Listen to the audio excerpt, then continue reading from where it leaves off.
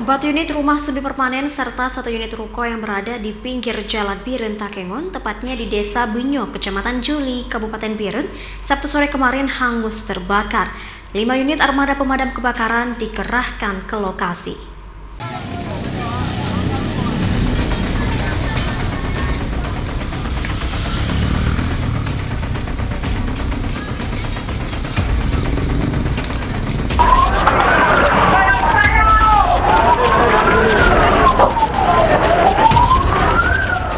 Kebakaran 4 unit rumah semi permanen serta 1 unit ruko ini terjadi sekitar pukul 18.30 waktu Indonesia Barat Sabtu malam di Desa Benyo, Kecamatan Juli, Kabupaten Biren, Sabtu sore kemarin. Hingga kemarin belum diketahui penyebab kebakaran.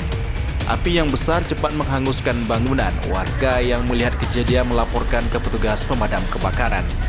5 unit armada pemadam kebakaran dikerahkan ke lokasi. Petugas dibantu warga, polisi, dan TNI berhasil memadamkan api. Tidak ada korban jiwa dalam musibah ini, namun harta benda tidak ada yang bisa diselamatkan.